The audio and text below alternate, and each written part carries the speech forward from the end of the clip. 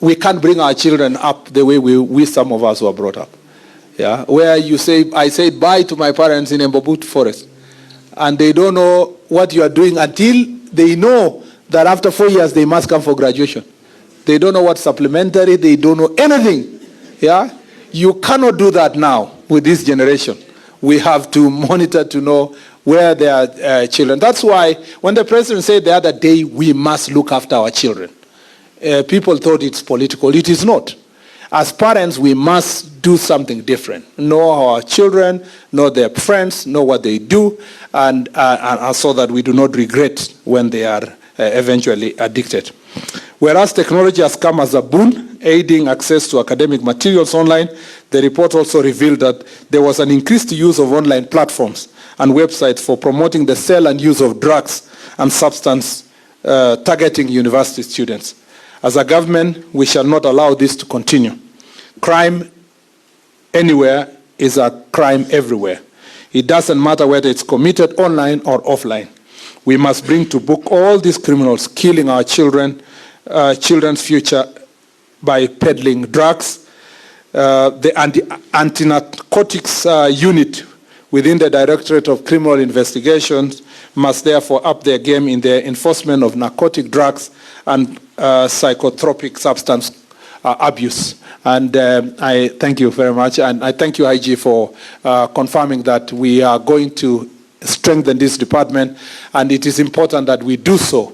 And we must upscale the fight against the drugs and drug abuse and psychotropic substance, abuse of psychotropic substance to the level of anti-terror and even higher. And we will work together to make sure that that department is strengthened. Even as the pastors, we expect parents to do their job. We expect the religious leaders to do their job. It's our duty as government and as the police department to make sure that we are doing everything possible. And I want to thank you, IG. The operation that was done recently by the National Police in Marsabit was very interesting. Yeah, in Marsabit and Isiolo. I saw some people the other day saying, oh, some young people have been arrested because the president visited Isiolo. We don't play with national security. We are very serious people. And I told you that once we sit here, we know what's happening in our country. There have been criminals from the Oromo Liberation group that have been bringing drugs from neighboring countries. And they have been hiding somewhere in Marsabit and Isiolo. A number of the people we arrested who are aiding them, including professionals like doctors, who have been arrested, who've been helping facilitate these criminals in their activities, criminal activities, but also in selling the drugs that they have. And a lot of bang was confiscated from them. And we arrested so many of them.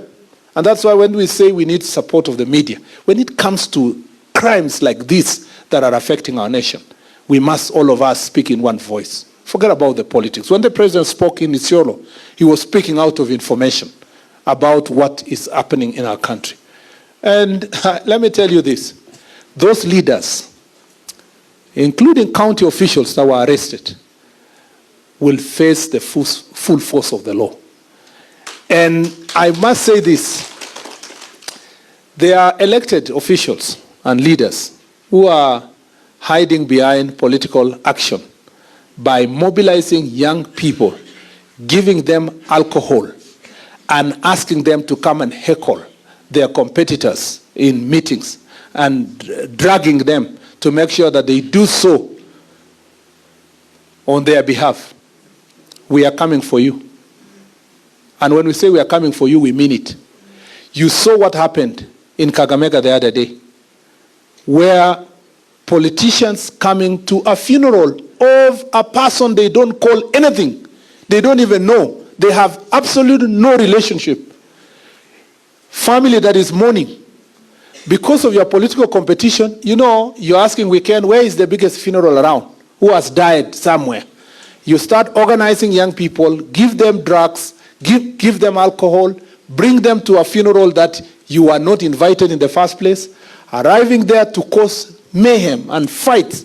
And you saw how they were really fighting. It was extremely unfortunate. Before a family that is mourning their person. And you know, you've seen they have recorded statements. The governor of Kakamega will record a statement. You saw the former CS recording a statement. And everybody will be held into account. We cannot continue allowing any person in this country, because of their position, to use our young people to destroy their future. And we are not, if that is how to protect the politics, let the politics stay. We will not compromise any person and this kind of behavior because you will tell us that you will bring votes to the president or to this government. We are not going to sell the future of our country for the sake of votes. You can stay with your votes, but you will rot in jail. We will make sure that you take the responsibility that you must take. Therefore, the National Authority for the Campaign Against the Alcohol and Drug Abuse under my ministry, which has been at the forefront of coordinating the multi-sectoral fight against this menace, must also step up their efforts. It is not just a fight for sobriety, it's a fight for the soul of our nation. Alcohol and drug abuse threatens our security, undermines development, erodes the health and potential of our youth. We therefore cannot sit pretty and see our youth, the pride and the future of our nation, get derailed by harmful substance. Let me be unequivocal. The government is fully committed to this fight. Our national government administration officers, NGAOs, with other multi-agency team, have firm instruction to implement His Excellency the President's directive on eradicating illicit brews and other harmful substances across the country. We will not waver, we will not relent, and we will not bow to any pressure from those who profit from the destruction of our youth. This is a battle we must win, and win decisively. To the parents and the guardians here today, your role cannot be overstated. Your child may now be at the university, but they still need your guidance, support, and love. Be present in their lives. Ask about their studies, their friendships, and their well-being. Show them the way that they have, and show them that they are valued and supported by the family.